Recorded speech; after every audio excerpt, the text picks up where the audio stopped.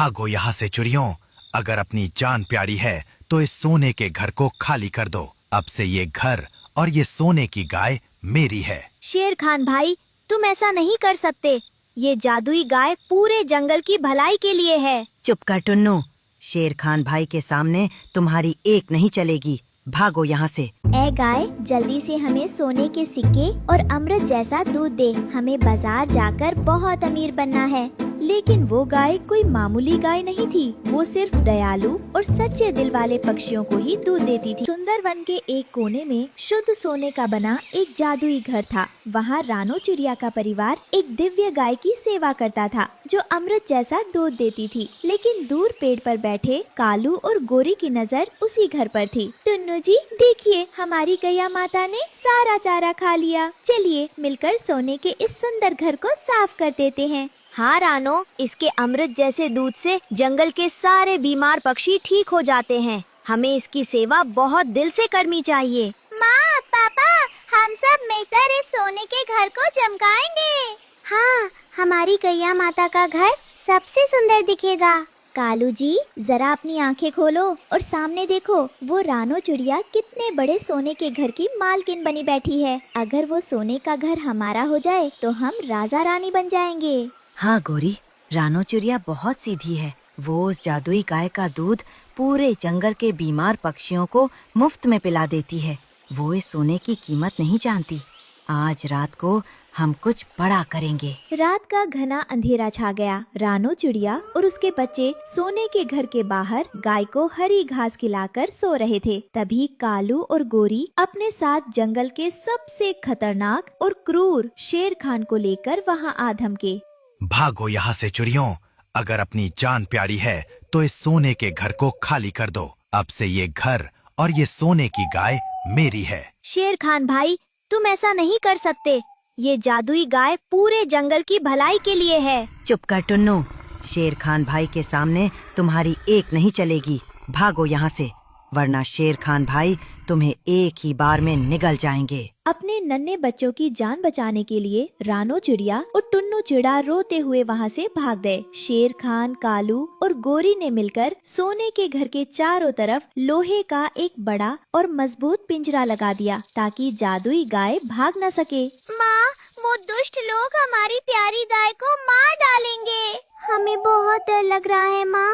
मत रो मेरे बच्चों, भगवान सब देख रहा है। किसी की बेबसी का फायदा उठाकर छीना गया सुख कभी टिकता नहीं है। हौसला रखो। सुबह होते ही कालू और गोरी सोने के घर के अंदर गए। जादुई गाय पिंजरे में कैद थी और उसकी आंखों से टप टप आंसू गिर रहे थे।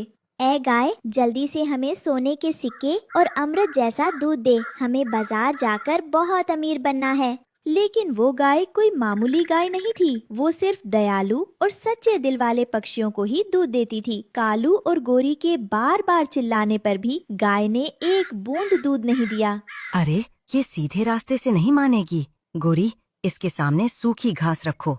जब तक ये हमें सोना नहीं देगी, हम इसे पानी भी नहीं देंगे। उधर रानो चिड़िया की वफादार और समझदार दोस्त लाली तितली झाड़ियों के पीछे छुपकर ये सब देख रही थी। गाय को भूखा प्यास तड़पता देख लाली तितली का दिल दहल गया। ये तो बहुत अनर्थ हो रहा है। कालू और गोरी उस बेजुबान गाय पर अत्याचार कर रहे हैं। मुझे तुरंत रानो बहन के पास जाना होगा और पूरे जंगल को इकट्ठा करना होगा।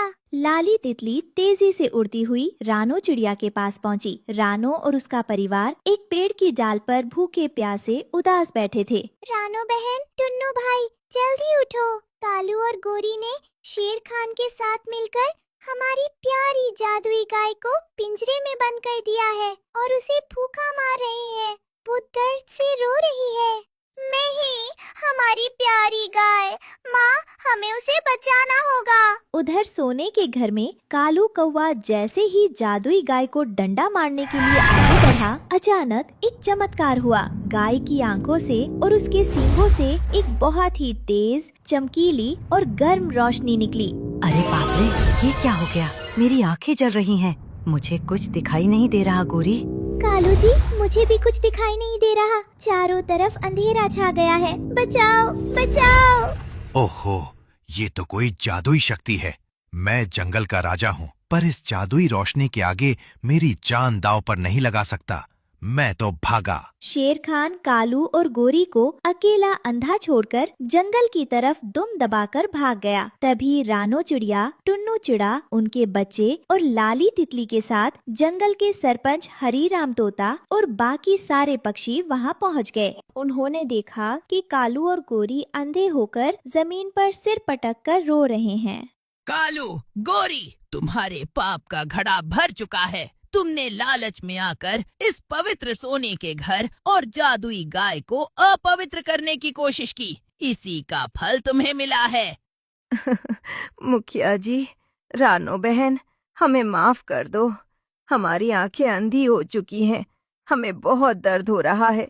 हमें बचा लो। टुन्नू चिड़ा और जंगल के बाकी पक्षी बहुत गुस्से में थे। वे कालू और गोरी को सजा देना चाहते थे। रानो, इन्हें इनके हाल पर छोड़ दो। इन्होंने हमारे बच्चों को घर से निकाला और बेजुबान गाय को भूखा रखा। इन्हें तड़पने दो। हाँ मम्मी, इन्होंने हमारे साथ बहुत बुरा किया था। लेकिन रानो चिड़िया का दिल सोने से भी ज्यादा शुद्ध था। वो कालू और गोरी की तड़प नहीं देख सकी। उसकी आंखों में दया के आंसू आ गए। वो धीरे धीरे पिंजरे के पास गई और जादुई गाय के सामने हाथ जोड़कर बैठ गई। हे जादुई गया माँ, मैं जानती हूँ कि इन्होंने बहुत बड़ा पाप किया है, लेकिन दया करना ही सबसे बड़ा धर्म है। प्लीज माँ, इन्हें माफ कर दो। इनका लालच खत्म हो चुका है। इन्हें अपनी गलती का एहसास हो गया है। रानो की पवित्र और सच्ची प्रार्थना सुनकर जादुई गाय का गुस्सा शांत हो गया। उसके सींगों से एक ठंडी और नीली रोशनी निकली जो कालू और गोरी की आंखों पर जाकर छुई। रोशनी छूते ही कालू और गोरी का दर्द गायब हो गया और उनकी आंखों की रोशनी वापस आ गई। रानो बहन, हम कितने पापी हैं। हमने तुम्हारा घर छीना और तुमने हमारी आंखें बचा ली। हमें माफ कर दो बहन, हमें माफ कर दो। रानो बहन, टुन्नू भाई, आज से ये सोने का घर और ये गाय तुम्हारी ही सेवा में रहेंगे। हम कभी लालच नहीं करेंगे। सरपंच हरीराम तोता ने आगे बढ़कर कालू और गोरी को उठाया। कालू, गोरी, रानो ने तुम्हें माफ कर दिया है, लेकिन तुम्हें अपने पाप का प्रायश्चित करना होगा। चलो सब मिलकर इस लोहे के भारी पिंजरे को तोड़ो और गाय माता को आजाद करो। अब कालू, गोरी, टुन्नू चिड़ा और जंगल के सारे पक्षी एक हो गए। सब ने मिलकर पूरी ताकत से उस लोहे के पिंजरे को खींचना शुरू किया। एकता की ताकत से वो भारी पिंजरा टूट गया और जादुई गाय आजाद हो गई। आजाद होते ही जादुई गाय खुश होकर चहकने लगी। उसने तुरंत रानो के बच्चों को प्यार से सहलाया। माँ, देखो, हमारी प्यारी गाय खुश हो गई। हाँ बच्चों, जहाँ प्यार और ईमानदारी होती है वहाँ खुशियाँ अपने आप लौट आती हैं। जादुई गाय ने खुश होकर रानो के बर्तनों में ढेर सारा अमृत जैसा मीठा दूध दे दिया। रानो ने वो दूध सिर्फ अपने बच्चों को नहीं पिलाया, बल्कि सबसे पहले कालू और गोरी को दिया। लो कालू भाई, गोरी बहन, ये पवित्र दूध पियो। मेहनत और सेवा से जो मिलता है वही सच्चा अमृत होता है। सचमुच रानो बहन, सोने के घर में रहने से कोई अमीर नहीं बनता। अमीर तो बड़े दिल से बनते हैं, जैसा दिल तुम्हारा है। उस दिन के बाद से कालू कौवा और गोरी कौवी पूरी तरह बदल गए। वे भी रानो के साथ मिलकर सोने के जादुई घर की सफाई करते और गाय माता की सेवा करते। जादुई गाय के दूध से पूरे जंगल के बीमार पक्षी ठीक होने लगे। सुंदर वन का वो सोने का घर अब पूरे जंगल के लिए प्यार, एकता और भाईचारे का प्रतीक बन चुका था। टूट गया पिंजरा, भाग गया शेर, सोने के घर में प्यार बढ़ा ढेर। रानो चिड़िया जिंदाबाद। दया और ईमानदारी की जीत हुई।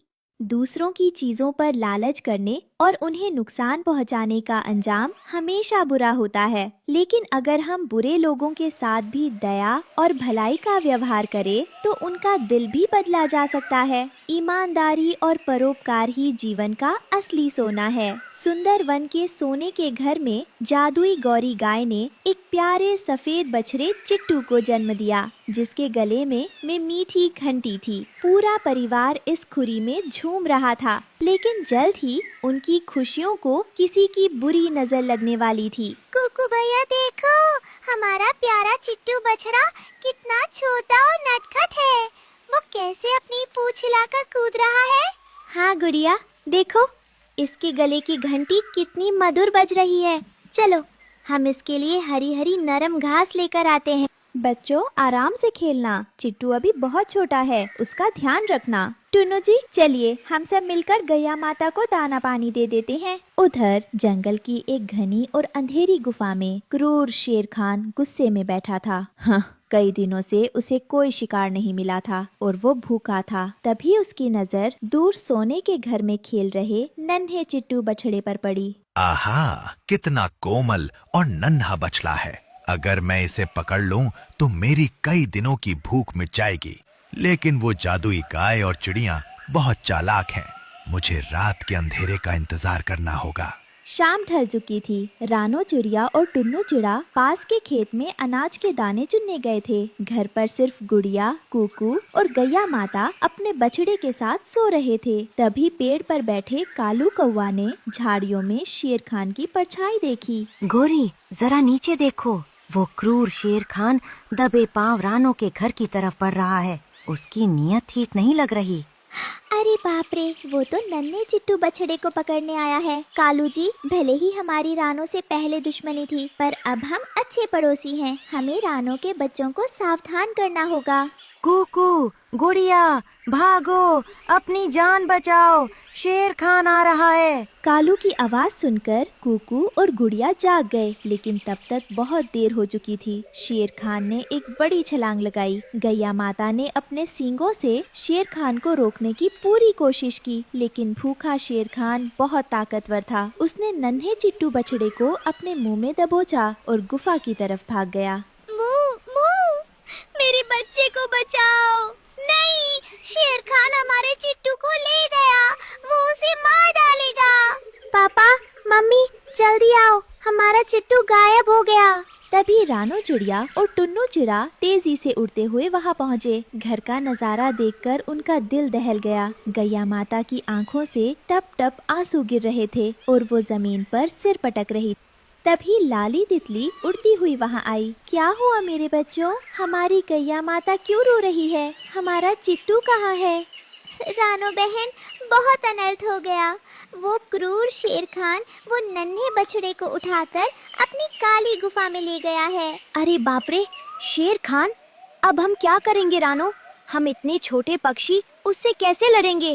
रानो बहन, टुन्नू भाई, घबराने से काम नहीं चलेगा। शेर खान बहुत ताकतवर है। हमें दिमाग से काम लेना होगा। हमें तुरंत जंगल के सबसे बुद्धिमान ज्ञानी उल्लू दादा के पास जाना चाहिए। वही हमें इस मुसीबत से निकलने का रास्ता बताएंगे। हाँ लाली, तुम ठीक कह रही हो। गैया माता, तुम रोना बंद करो। चलो हम सब मिलकर अभी उल्लू दादा की झोपड़ी की तरफ चलते हैं। टुन्नू चिड़ा और रोती हुई गैया माता सीधे जंगल के सबसे समझदार ज्ञानी उल्लू दादा की झोपड़ी की तरफ भागे। झोपड़ी में पहुंचते ही सबने उल्लू दादा को घेर लिया। उल्लू दादा, रक्षा कीजिए, हमारी गैया माता का नन्हा चिट्टू बछड़ा घर से गायब है। हमारी खुशियों को किसी की नजर लग गई है दादा। रानो बहन, शांत हो जाओ। मैंने अपनी जादुई दूरबीन से सब देख लिया है। रानो बहन, बहुत अनर्थ हो गया है। शेर खान दुष्टता पर उतर आया है। वो नन्हे चिट्टू को उठाकर अपनी काली गुफा में ले गया है। वो कह रहा है कि अगर बछड़ा सही सलामत चाहिए तो सोने का घर उसके नाम करना होगा। रानो, शेर खान तो पूरे जंगल का राजा है। हम छोटे छोटे पक्षी उससे कैसे लड़ेंगे? वो तो हमें एक ही फुकार में उड़ा देगा। अब हमारा क्या होगा उल्लू दादा? गैया माता ने हमें हमेशा अमृत जैसा दूध दिया है। आज मुसीबत के समय हम उसे अकेला नहीं छोड़ सकते, चाहे जो हो जाए। उल्लू दादा के आशीर्वाद से हम सब मिलकर शेर खान की गुफा में जाएंगे और चिट्टू को वापस लाएंगे। शाबाश रानू बहन, जो सच्चे दिल से अपनों के लिए लड़ता है उसकी जीत पक्की होती है। जाओ, मेरी दुआएं तुम्हारे साथ हैं। रानो चिड़िया, टुन्नू, लाली तितली और गैया माता सब मिलकर शेर खान की अंधेरी गुफा के बाहर पहुँचे। गुफा के अंदर नन्हा चिट्टू बछड़ा एक कोने में डरा हुआ बैठा था और रो रहा था। शेर खान उसके सामने बैठा अपनी तलवार जैसे नाखून चमका रहा था। आ गए सोने के घर के लालची पक्षियों। अगर इस बछड़े की जान प्यारी है तो तुरंत सोने के घर की चाबी मुझे दे दो, वरना मैं इसे अपना भोजन बना लूंगा। मुझे मार डालो शेर खान, पर मेरे बच्चे को छोड़ दो। अपनी माँ को रोते हुए देखकर नन्हे चिट्टू बछड़े के अंदर एक अनोखी ताकत आ गई। वो डरना भूल गया। उसने आसमान की तरफ देखा और अपने गले में बंधी जादुई घंटी को अपनी पूरी ताकत से हिलाना शुरू कर दिया। Tin tin tin tin. जादुई घंटी की धुन से पूरी गुफा चमक उठी। उसकी आवाज सुनते ही शेर खान का गुस्सा शांत हो गया। उसे अपनी माँ की ममता याद आने लगी। ये कैसी आवाज है? मेरा गुस्सा कहाँ जा रहा है? मुझे बहुत नींद आ रही है। माँ, मुझे माफ कर दो। देखते ही देखते जंगल का सबसे खतरनाक शेर खान जमीन पर गिर पड़ा और गहरी नींद में सो गया। उसकी आंखों से एक आंसू की बूंद टपकी। शेर खान को सोता देख रानो चिड़िया और टुन्नू चिड़ा तुरंत गुफा के अंदर गए और उन्होंने चिट्टू बछड़े की रस्सी खोल दी। आजाद होते ही नन्हा बछड़ा दौड़कर अपनी माँ के गले लग गया। हमारा चिट्टू बच गया, हमारा चिट्टू बच गया। दैया माता अपने बछड़े को प्यार से चाटने लगी। दोनों माँ बेटे की आंखों में खुशी के आंसू थे। ये दृश्य देखकर रानो चिड़िया भी भावुक हो गई। कुछ देर बाद शेर खान की आंख खुली, लेकिन इस बार उसकी आंखों में गुस्सा नहीं बल्कि पछतावा था। उसने सामने देखा कि रानो चिड़िया का परिवार और गाय मुस्कुरा रहे हैं। वो शर्म से पानी पानी हो गया।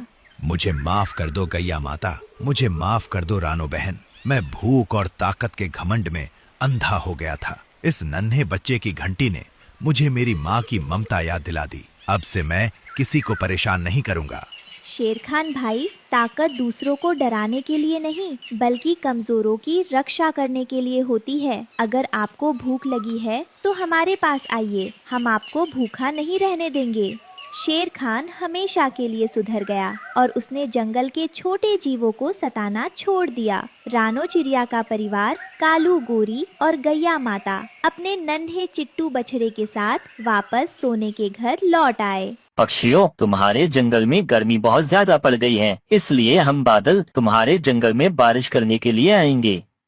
बादल भैया, आपने तो मेरा दिल ही खुश कर दिया। बस आप जल्दी से हमारे जंगल में बारिश कर दो। बादल भैया, जब आपने ये बात कही है तो जल्दी आकर तुम हमारे जंगल में बारिश कर भी देना। हाँ पक्षियों, तुम चिंता मत करो, जल्दी ही तुम्हारे जंगल में बारिशें होना शुरू हो जाएंगी। इतना कहकर फिर बादल वहाँ से चला जाता है। सब पक्षी बारिश का सुनकर बहुत खुश हो जाते हैं, परंतु रानो चिड़िया बहुत ज्यादा ही उदास हो जाती है। हे भगवान, अब मैं क्या करूँगी? अब जल्दी बारिश शुरू हो जाएगी। मेरे पास तो नया घर खरीदने के लिए पैसे भी नहीं है और ना ही इतना समय है कि मैं कुछ कर सकूं। मेरे बच्चे तो बारिश में भीगकर बीमार पड़ जाएंगे। मुझे कुछ न कुछ तो करना ही होगा। यह कहकर रानो चिड़िया वहाँ से चली जाती है। थोड़ी ही देर में रानो चिड़िया अपने घोंसले के ऊपर एक बड़ी पन्नी को लगा लेती है। मम्मा, ये आप क्या कर रही है? आपने ये हमारे घोंसले के ऊपर यह छप्पर सा क्यों तान लिया है? मम्मा, इससे तो बहुत गर्मी लग रही है और घोंसले के अंदर हवा भी नहीं आ रही है। बेटा, वो बादल भैया ने बताया है कि हमारे जंगल में तेज बारिशें होने वाली हैं, इसलिए मैंने इस पन्नी से अपने घोंसले की छत बना दी है। इससे हमारे घोंसले के अंदर बारिश का पानी नहीं आएगा। तो मम्मा, इसमें कौन सी बड़ी बात है? आप तो बारिश के मौसम में छाते बेचती है ना, तो आप अपने घोंसले के ऊपर छाता लगा लो, फिर बारिश का पानी नहीं आएगा। नहीं नहीं गुड़िया बेटी, जब से तुम्हारे पिता की मौत हुई है तब से हम बहुत गरीब हो गए हैं। हमारे पास आज के लिए तो भोजन खाने के लिए है, लेकिन पता नहीं कल को कहाँ से आएगा और बारिश से कहीं ये घर भी ना टूट जाए। लेकिन तुम बिल्कुल भी चिंता मत करो, मैं कल से छाते बेचना शुरू करूँगी। उन्हें बेचकर जो पैसे आएंगे उनसे हम अपने घर का गुजारा करेंगे। मम्मा, जब हमारे पापा थे तब हम कितने अमीर थे और पक्षी हमारी कितनी मदद करते थे। लेकिन मम्मा, जब से हमारे पापा खत्म हुए हैं तभी से पक्षी तो जैसे हमें भूल ही गए हैं, कोई हमारी मदद भी नहीं करता है। हाँ गुड़िया, बेटा तुम चिंता मत करो। बारिश के बाद मैं खूब मेहनत करूँगी और अपना एक बड़ा सा घर बनाऊंगी जिसमें हम सब अच्छे से रहेंगे। फिर अगले दिन जंगल में तेज बारिश शुरू हो जाती है और सभी पक्षी बारिश के मौसम में अपने बंद घरों में बैठे हुए थे। कुकू बेटा और गुड़िया बेटी, जो मैंने यह पन्नी से छत बनाई है, इसकी वजह से हमारे घोंसले के अंदर पानी नहीं आ रहा है, तो तुम दोनों अच्छे से यहीं रहना और घोंसले से बाहर मत जाना। मैं छाता बेचने जा रही हूँ। यह कहकर रानो चिड़िया तेज बारिश में भीगती हुई छाते बेचने चली जाती है और पक्षियों को आवाजें लगाती है।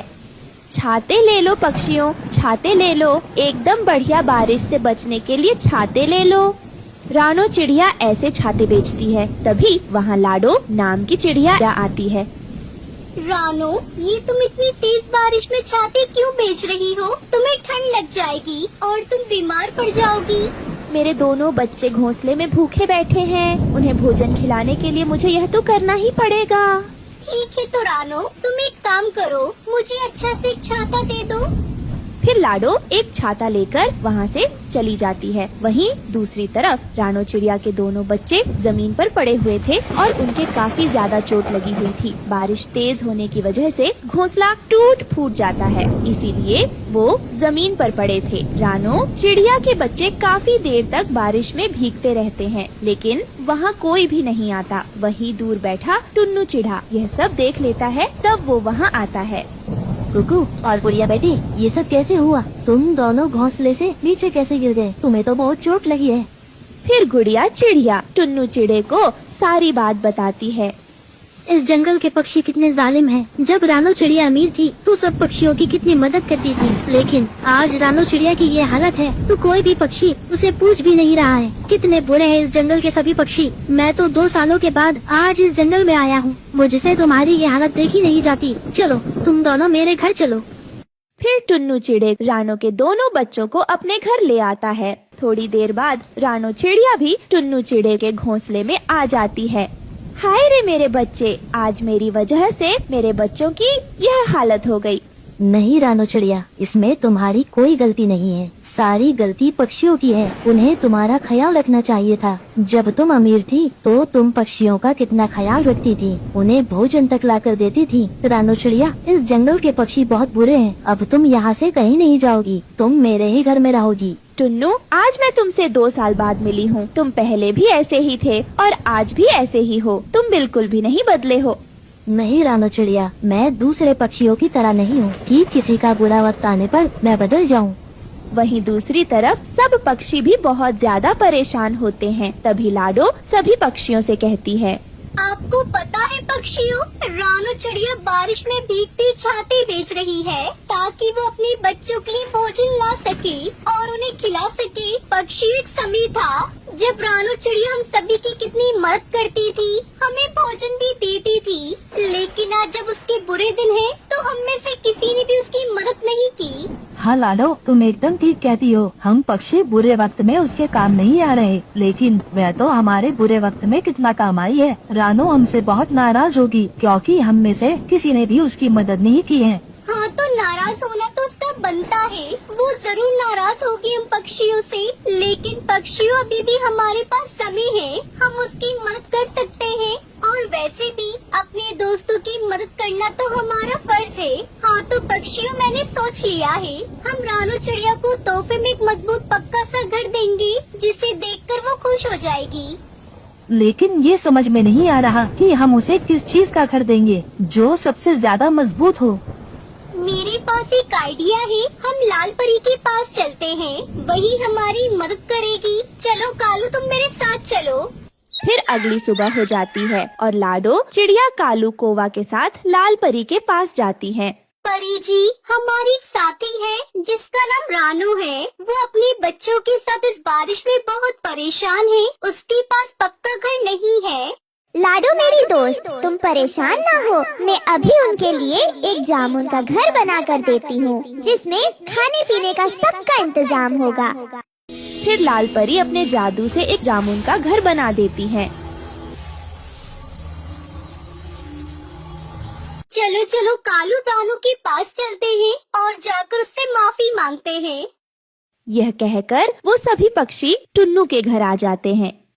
रानू चिड़िया, हमें माफ कर दो जो हमने तुम्हारी मदद नहीं की। चलो रानू चिड़िया, हमें तुम्हें कुछ दिखाना है। पक्षियों, मुझे बहुत खुशी हुई है कि आप सबको अपनी गलती का एहसास हो गया है और मैंने आप सबको माफ भी कर दिया है। रानू चिड़िया, अब हम ये जान गए हैं कि हमें देखना चाहिए कि हमारे आस पड़ोस में कोई परेशान तो नहीं है और हमें अपने दोस्तों की सहायता करनी चाहिए। रानू चिड़िया, हमने तुम्हारे लिए जामुन का घर लाल परी से बनवाया है। अब तुम जाओ, जाकर अपने बच्चों के साथ उसमें रहो। फिर रानू चिड़िया जामुन के घर में अपने दोनों बच्चों को लेकर आ जाती है। अरे वाह माँ, ये तो बहुत खूबसूरत घर है। इस तरह रानू चिड़िया उस जामुन के घर में अपने बच्चों के साथ खुशी खुशी रहने लगती है। दोस्तों, आपको हमारी आज की कहानी कैसी लगी? हमारी कहानी को लाइक करें, कमेंट करके अपनी राय हमें दें। आपके कमेंट और लाइक हमारे हौसले को बढ़ाते हैं। अगर आप हमारे चैनल पर नए आए हैं तो हमारे चैनल को सब्सक्राइब करना ना भूले। आपका धन्यवाद। एक घने जंगल में 3 दिनों से लगातार बारिश हो रही थी। उसी जंगल के एक नीम के पेड़ के टूटे फूटे घोंसले में रानू चिड़िया का बसेरा था। वो अपने उस टूटे हुए घोंसले में डरी सहमी परेशान बैठी हुई थी। हे भगवान, ये बारिश कब रुकेगी? मेरे पास तो बस रहने के लिए यही एक टूटा फूटा घोंसला है। अगर ये भी टूट गया तो मैं तो बेघर हो जाऊंगी और ऐसी तूफानी बारिश में कोई भी पक्षी मुझे आसरा नहीं देगा। ऊपर वाले, जल्द से जल्द इस बारिश को रोक दे। मुझ पर रहम कर, मुझे बेघर होने से बचा ले। पर भगवान को तो कुछ और ही मंजूर था। तभी एक तेज तूफान आता है और रानू चिड़िया का घोंसला टूटकर नीचे गिर जाता है। वो बारिश में भीगने लगती है। क्यों भगवान, क्यों? आपने मेरे साथ ही ऐसा क्यों किया? मैंने तो कभी किसी का बुरा नहीं चाहा। आपने मुझे बेघर क्यों कर दिया? अब इस बारिश में कहाँ जाऊँ? ये कहकर रानू चिड़िया बारिश में भीगकर रोने लगती है। तभी उस नीम के पेड़ से आवाज आती है। रानू चिड़िया, तुम परेशान मत हो, मैं हूँ ना, मैं तुम्हारी मदद करूँगा। उस पेड़ की आवाज सुनकर रानू चिड़िया हैरान हो जाती है और उससे बोलती है, क्या तुम बोल सकते हो नीम के पेड़? पर कैसे? और तुम मेरी मदद कैसे करोगे? तुम तो अपनी जगह से हिल भी नहीं सकते। रानू चिड़िया, मैं कोई साधारण नीम का पेड़ नहीं हूँ, बल्कि जादुई पेड़ हूँ और मैं अपने जादू से कुछ भी कर सकता हूँ। मैं तुम्हारी सारी परेशानी दूर कर सकता हूँ। मैं जानता हूँ तुम्हें इस बारिश में घर की जरूरत है। रुको, मैं अभी तुम्हारी इस परेशानी को दूर कर देता हूँ। ये कहकर वो जादुई पेड़ अपने जादू से अपनी डाल पर एक चूड़ियों का घर बना देता है। उस घर को देखकर रानू चिड़िया बहुत खुश होती है। अरे वह, ये चूड़ियों का घर तो बहुत सुंदर है। मैंने तो आज से पहले ऐसा घर कभी नहीं देखा। रानू चिड़िया, ये कोई आम चूड़ियों का घर नहीं है, बल्कि ये जादुई चूड़ियों का घर है। ये घर रोजाना तुम्हें रंग बिरंगी चूड़ियाँ देगा, जिसे बेचकर तुम अपना गुजारा कर सकती हो। और ये चूड़ियों का घर तुम्हें बारिश और तूफान से भी बचाएगा। आओ रानू चिड़िया, आओ, तुम्हारा इस चूड़ियों के घर में स्वागत है। ये बात सुनकर रानू चिड़िया बहुत खुश हो जाती है और उस चूड़ियों के घर में रहने के लिए चली जाती है। अगले दिन बारिश भी रुक जाती है। तब रानू चिड़िया उस जादुई चूड़ियों के घर से कहती है, सुनो जादुई चूड़ियों के घर, मुझे रंग बिरंगी चूड़ियाँ दे दो ताकि मैं उन्हें बाजार में बेचने जा सकूं। ये सुनते ही जादुई चूड़ियों का घर उसे एक टोकरा रंग बिरंगी चूड़ियों का देता है। आज मैं पास वाले जंगल में ये सुंदर सुंदर चूड़ियाँ बेचने जाऊंगी। हे ईश्वर, आज मेरी सारी चूड़ियाँ बिक जाए।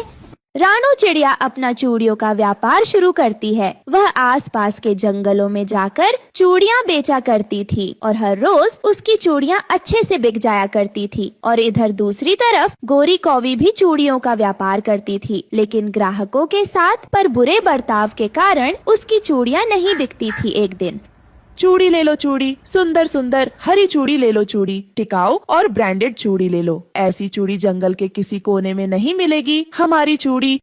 तभी गौरी कौवी की आवाज सुनकर वहाँ लाडो चिड़िया आती है। अरे गौरी बहन, तुम्हारी चूड़ियाँ तो बड़ी सुंदर दिख रही है। कितने की है ये तुम्हारी चूड़ियाँ? लाडो बहन, 1 दर्जन चूड़ी में 20 गेहूं के दाने लगेंगे। बाप रे बाप, इतनी महंगी चूड़ियाँ। गोरी बहन, ये चूड़ियाँ सोने की थोड़ी ना, जो आपने इसके इतने भाव बढ़ा रखे हैं। हमारी चूड़ी जैसी चूड़ी पूरे जंगल में कहीं नहीं मिलेंगी। लेना है तो लो, नहीं तो भागो यहाँ से। न जाने कहाँ कहाँ से आ जाते हैं गरीब चिड़िया।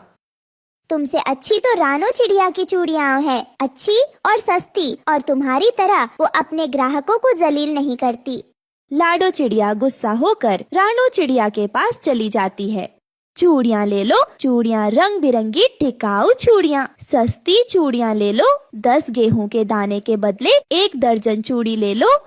रानो चिड़िया की बातें सुन लाडो चिड़िया बहुत खुश हो जाती है और वह अनाज के 10 दाने दे जाती है। शाम होने तक रानो की सारी चूड़ियाँ बिक जाती है और वह वहाँ से चली जाती है। ये देख गोरी कौवी उसे जला करती। कालू जी, देखो तो आज भी हमारी चूड़ी नहीं बिकी और रानो की सारी चूड़ियाँ बिक जाती है। हमें कुछ करना चाहिए, ऐसे तो हम बर्बाद हो जाएंगे। हाँ गोरी कौवी, तुम बिल्कुल सही कह रही हो। इस रानो चिड़िया का इलाज है मेरे पास। बस तुम आज रात का इंतजार करो, हम दोनों इसके घर जाकर इसकी सारी चूड़ियाँ चुरा लेंगे और अच्छे दाम में बेचेंगे। इससे हमें मुनाफा ही मुनाफा होगा। हाँ हाँ हाँ। फिर रात होते ही कालू कौवा और गोरी रानो चिड़िया के घर में से सारी चूड़ियाँ चोरी करके ले जाते हैं। अगली सुबह, अरे मेरी सारी चूड़ियाँ कहाँ गई? हे भगवान, ये क्या हो गया? मेरी सारी चूड़ियाँ कौन ले गया? अब मैं आज क्या बेचूंगी? इधर कालू कौवा और गोरी कौवी रानो चिड़िया की चूड़ियाँ चोरी करके बाजार में बेचने आ जाते हैं, पर इस बार भी उनके स्वभाव और बुरे बर्ताव के कारण उनकी चूड़ियाँ नहीं बिकती। कोई भी पक्षी उनसे चूड़ियाँ नहीं खरीदता और सब गोरी को 2-4 बात सुनाकर वहाँ से चले जाते। गोरी गुस्से में अपने पति कालू से कहती है, कालू जी, इस बार तो हम रानो चिड़िया की चूड़ी बेचने लाए थे, फिर भी हमारी चूड़ी नहीं बिकी। जरूर रानो चिड़िया कुछ न कुछ टोटका करती होगी, तभी उसकी सारी चूड़ियाँ बिक जाती है। ये कहकर वो दोनों पति पत्नी अपने घोंसले की ओर चले जाते हैं और जाते ही देखते हैं कि उनके घोंसले पर आग लग गई होती है और पूरा घोंसला आग की लपटों में जल रहा होता है। ये देखकर कालू और गौरी के पैरों तले जमीन खिसक जाती है। है ऊपर वाले, ये क्या हो गया? हमारा ये घर कैसे जल गया? आग कैसे लग गई हमारे घोंसले में? अब हम कहाँ रहेंगे? और वैसे भी बारिश के मौसम का कोई भरोसा नहीं, कब चाहे बरस जाए। हम तो बेघर हो गए। तभी रानो चिड़िया वहाँ पर आ जाती है। अरे रानो बहन, कालू भैया, अपने आप को संभालो, ऊपर वाला सब ठीक करेगा, आप परेशान मत हो, मैं हूँ ना। आप दोनों मेरे साथ मेरे जादुई चूड़ियों के घर में रहना। तुम कितनी अच्छी हो रानो चिड़िया, हमें माफ कर दो। हमने तुम्हारी चूड़ियाँ चोरी की, इसी की सजा हमें मिल रही है। हमें माफ कर दो, हमने लालच में आकर पाप कर दिया। ये सुनकर रानो चिड़िया गोरी और कालू को समझाती है। देखा, कालू और गोरी, बुरे काम का नतीजा हमेशा बुरा ही होता है। खैर कोई बात नहीं, अब तुम सब पक्षियों से अच्छे से बात करना और सबकी इज्जत करना देखना, तुम्हारी चूड़ियाँ भी बिकने लगेंगी। ये कहकर रानो चिड़िया कालू और गोरी को अपने जादुई चूड़ियों के घर में ले आती है। फिर वो तीनों मिलकर चूड़ियाँ बेचने का व्यापार करते हैं और खुशी खुशी चूड़ियों के घर में रहने लगते हैं। तो दोस्तों, हमें इस कहानी से ये सीख मिलती है कि हमें कभी किसी के साथ बुरा नहीं करना चाहिए और अच्छे लोगों के साथ हमेशा अच्छा ही होता है। एक और बात, हमेशा हमें हर किसी के साथ अच्छा व्यवहार और विनम्रता से बात करनी चाहिए। हमारी वीडियो को लाइक, शेयर और सब्सक्राइब करना मत भूलना। सुंदरवन एक बहुत सुंदर जंगल था। उस जंगल में सभी जीवों की रक्षक एक जादुई चिड़िया रानी का राज था। वह चिड़िया बहुत खूबसूरत और वो बहुत अक्लमंद थी। जंगल के सभी पक्षी और जानवर रानी चिड़िया से बहुत खुश थे, क्योंकि रानी चिड़िया किसी के साथ भी भेदभाव और अन्याय नहीं करती थी। वो अकेले ही पूरे साम्राज्य को संभालती थी। चिड़िया रानी का एक मंत्री भी था, जिसका नाम हुक्म था। हुक्म सिंह चिड़िया रानी का काफी ज्यादा ध्यान रखता था, लेकिन चिड़िया रानी की अभी तक किसी से भी शादी नहीं हुई थी, क्योंकि चिड़िया रानी अपना पूरा ध्यान जीवों की रक्षा पर लगाया करती थी। एक दिन चिड़िया रानी की माँ आती है। बेटा, तुम्हारे पिता के जाने के बाद राज्य की जिम्मेदारी तुम्हारी है, लेकिन तुम कब तक अकेले इस जंगल की रक्षा कर पाओगी? बेटा, तुम किसी ईमानदार पक्षी से विवाह कर लो। मैं जंगल की सैर करने जा रही हूँ, जब तक तुम सोच लो रानी चिड़िया।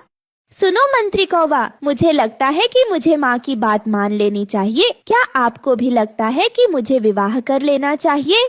आपकी माँ बिल्कुल सही कह रही है। आपको शादी कर लेनी चाहिए, क्योंकि मनुष्य द्वारा इस जंगल में प्रवेश और जीवों की हत्या लगातार बढ़ती जा रही है। यह तो बड़ी गंभीर बात है। ठीक है, तुम ऐसा करो, पूरे जंगल को यह सूचना दे दो कि जो भी मुझसे विवाह करना चाहता है वह यहाँ आ जाए। जी बिल्कुल चिड़िया रानी। फिर हुक्म सिंह कौवा एक सूचक को ये सूचना पूरे जंगल में कहने को बोलता है। सुनो सुनो सुनो, जो भी चिड़िया रानी से विवाह करना चाहता है वो रानी के दरबार में चला जाए। विवाह रानी जी के फैसले अनुसार होगा। सुनो सुनो सुनो। कुछ देर बाद दो चिड़िया रानी से विवाह करने के लिए पहुंच जाते हैं। अरे माँ जी, ये दो चिड़े मुझसे शादी करने के लिए आए हैं। इनमें से मैं किससे विवाह करूं? अपना अपना परिचय दो। महारानी जी, मैं आपसे शादी करना चाहता हूँ। अगर आपने मुझसे शादी कर ली तो मैं आपका अपनी जान से भी ज्यादा ख्याल रखूंगा और किसी चीज की कमी नहीं होने दूंगा। महारानी जी, मैं आपसे शादी इसलिए करना चाहता हूँ ताकि मैं आपकी रक्षा के साथ साथ इस जंगल के सभी जीवों की जान से ज्यादा सेवा करूँ। इस राज्य पर बिल्कुल भी आंच नहीं आने दूंगा और इस राज्य के सभी पक्षियों को मैं हमेशा खुश रखूंगा। रानी माँ उन दोनों चिड़ों की बात सुनकर बहुत खुश होती है, लेकिन फिर भी यह फैसला नहीं कर पाती कि इन दोनों चिड़ों में से ज्यादा ईमानदार कौन सा है और चिड़िया रानी इन दोनों में से किस वर से शादी करें। तभी रानी माँ के दिमाग में एक उपाय आता है। तुम दोनों में से कौन ईमानदार और चिड़िया रानी से विवाह करने योग्य है, ये तो एक प्रतियोगिता से पता चलेगा। तुम दोनों को एक पोटली दी जाएगी जिनमें सैकड़ों सोने के सिक्के होंगे। तुम दोनों में से जो सबसे ईमानदारी से असली और बेशकीमती हीरो का हार लाएगा वही महारानी से विवाह करेगा। हाँ, यह बहुत अच्छा उपाय है रानी माँ। मंजूर है रानी माँ। सुनो मंत्री कौवा, सोने के सिक्के से भरी 2 पोटली ले आओ। जी बिल्कुल महारानी जी, अभी लाता हूँ। फिर दोनों चिड़े इस प्रतियोगिता के लिए तैयार हो जाते हैं। सुनो सुनो, कुछ देर में ये प्रतियोगिता शुरू हो जाएगी। इन दोनों चिड़ों में से पहले जो हीरो का हार लाएगा वही महारानी जी से शादी करेगा। बस महारानी जी के कहने पर यह प्रतियोगिता शुरू हो जाएगी। प्रतियोगिता शुरू करो। महारानी जी ने बोल दिया है, प्रतियोगिता शुरू करो।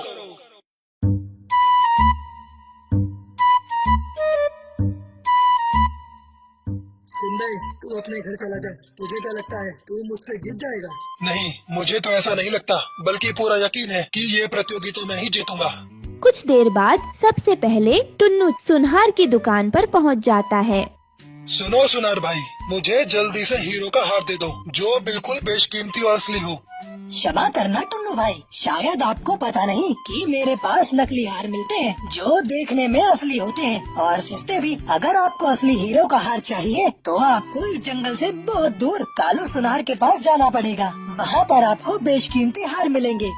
अरे नहीं, यहाँ तो नकली हीरो के हार मिलते हैं। अगर मैंने रानी जी को ये दे दिया तो ये रानी जी के साथ धोखा होगा और मैं ऐसा नहीं करना चाहता। मैं रानी जी को असली हीरो का हार लाकर ही दूंगा, बेशक कितनी भी दूर जाना पड़े। धन्यवाद भाई। टुन्नू इतना ईमानदार था कि वह चिड़िया रानी को धोखा न देने के लिए असली हीरो के हार लेने बहुत दूर जाने लगा। यह जानकर भी उसे बहुत देर हो जाएगी। तभी भूरा भी सुनहार की दुकान पर पहुंच जाता है।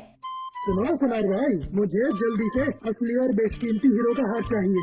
क्षमा करना भाई, मेरे पास असली हीरो के हार नहीं मिलते, मेरे पास नकली हीरो के हार मिलते हैं। अगर आपको असली हीरो के हार चाहिए तो आपको जंगल से दूर कालू सुनहार के पास जाना होगा। वह असली और बेशकीमती हीरो वाले हार बेचते हैं। अरे नहीं, अगर मैं असली हार लेने दूर गया तो मुझे बहुत देर हो जाएगी और मैं टुन्नू से हार जाऊंगा। सुनो सुनार भाई, मुझे एक हार चाहिए जो बिल्कुल असली दिखना चाहिए। जी बिल्कुल भूरा भाई, अभी देता हूँ। वह सुनहार नकली हीरो का हार भूरा को दे देता है और भूरा तेजी से महारानी के पास दूध धरने लगता है। वही टुन्नू असली हार लेने के लिए जंगल से बहुत दूर निकाल जाता है। सुनो सुनार भाई, जल्दी से मुझे असली और बेशकीमती हीरो का हार दे दो। सभी दर्शक बेसब्री से भूरा और टुन्नू की प्रतीक्षा कर रहे थे।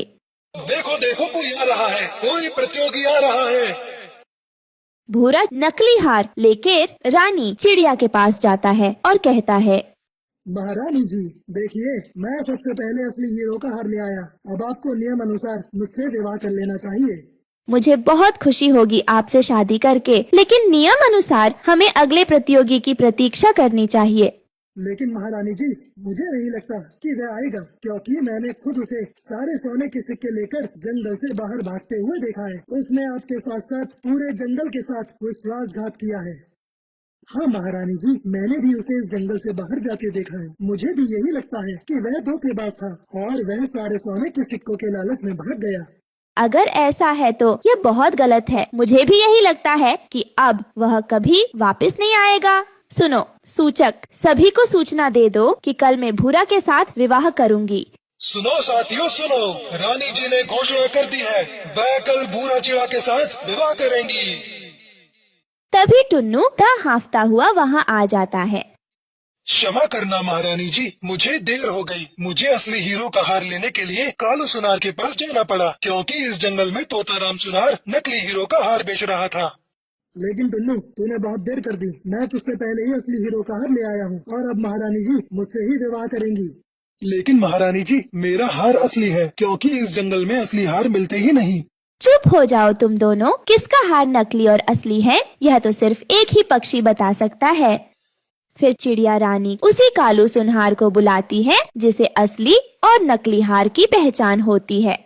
सुनो कालू सुनहार, आप इन हीरों के हार की जांच करें और हमें यह बताइए कि इनमें से असली और नकली हीरो का हार कौन सा है। जी महारानी जी, मैं अभी इन हीरो की जांच करता हूँ। फिर कालू सुनहार दोनों हारों को काफी देर तक देखता है और तभी सच्चाई सबके सामने आ जाती है। महारानी जी, इनमें से सिर्फ एक का ही असली हार है और वह हार टुन्नू चिड़ा का है। झूठ का पर्दाफाश हुआ और सच्चाई उजागर हुई है। टुन्नू का असली हार है और भूरा का नकली। भूरा, तुम एकदम बेईमान, धोखेबाज और लालची। तुम मुझसे शादी क्या? तुम इस जंगल में रहने लायक भी नहीं हो। अभी इसी वक्त यह जंगल छोड़कर चले जाओ।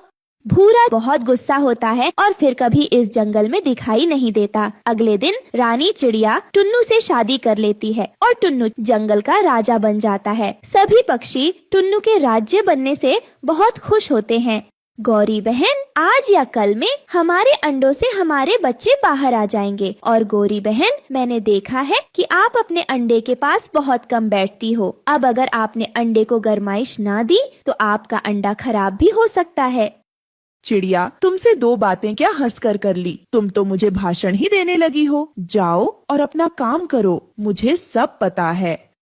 अगर आपको सब पता हो तो आप ऐसे अपने अंडे को अकेला छोड़कर बाहर आवारा ना घूमती फिरो। मैं तो अपने अंडे को तभी छोड़ती हूँ जब मैं नदी से पानी पीने आती हूँ।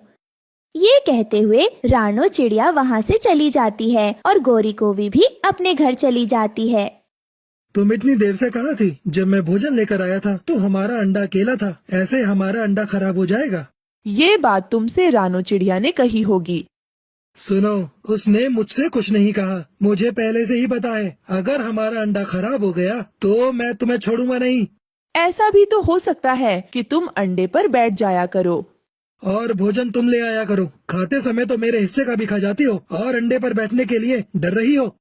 जी, मुझे आज सुबह अपने अंडे के अंदर से बच्चे की आवाज सुनाई दी थी। मुझे तो ऐसा लग रहा है कि अब हमारे अंडे में से बच्चा बाहर आने ही वाला है। जब आप नदी से पानी पीने गई थी तो मुझे भी ऐसा ही लगा था और मुझे तो ऐसा लगा था कि कोई मुझे पापा पापा कहकर बुला रहा है। बेटा है या बेटी, बहुत शरारती है ये और बहुत तेज है मेरा बच्चा। रात होती है और वो दोनों सो जाते हैं। दूसरे दिन जब कालू कौवा की आंख खुलती है तो वो देखता है कि गोरी कौवी घोंसले में नहीं है और वो काफी ज्यादा चिंतित हो जाता है।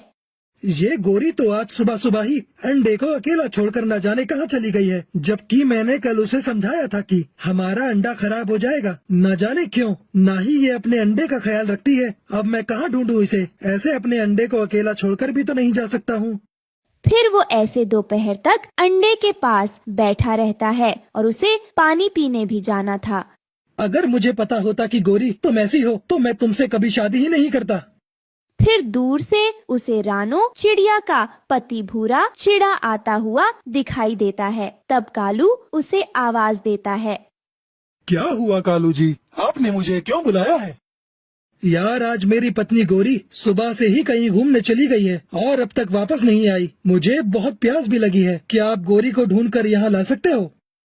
मैं रानो के लिए नदी से पानी लेने जा रहा हूँ। हमारे घर में भी अंडा है। एक मेरी पत्नी है जो नदी पर जाना भी बंद कर दिया है, और एक आपकी पत्नी है कि उसे तो कोई परवाह ही नहीं है। वो मेरी पत्नी, वो मेरी एक नहीं सुनती। क्या करूँ? अभी मैं पहले अपनी पत्नी को नदी से पानी दे आऊँ, फिर मैं देखता हूँ। अगर गोरी मिल गई तो मैं उसे घर भेजता हूँ। फिर वो वहाँ से चला जाता है। रानो, आप ये पानी लें और मैं गोरी को ढूंढने जा रहा हूँ। क्या गोरी कहीं खो गई है? मुझे रास्ते में कालू मिला था। वो सुबह से अपने अंडे के पास बैठा हुआ है और गोरी पता नहीं कहाँ चली गई है, इसलिए उसने ही मुझे गोरी को ढूंढ कर लाने को कहा है। वो तो ऐसी ही बेशर्म है, वो कभी अपने अंडे के पास नहीं बैठती। आप पहाड़ों की तरफ जाकर देखना, मुझे पूरा विश्वास है वो कबूतर और तोते के साथ चुप्पन छिपाई खेल रही होगी। फिर रानो चिड़िया का पति वहाँ से चला जाता है। 1 2 3 4 5 मैं आ गई, सब छिप जाओ। गोरी, तुम थोड़ी शर्म करो। तुम यहाँ बच्चों की तरह खेल रही हो और वो कालू बेचारा प्यास से मर रहा है। जाओ, जाकर अंडे पर बैठो, वो कालू तुम्हें बुला रहा है। तभी कबूतर और तोता भी वहाँ आ जाते हैं। हमने तो इनसे कई बार कहा कि गोरी बहन आप अपने घर जाओ और अपने अंडे पर बैठो, पर इन्होंने हमारी एक नहीं सुनी। तुम सब पापा पक्षी बहुत बुरे हो। क्या अंडे पर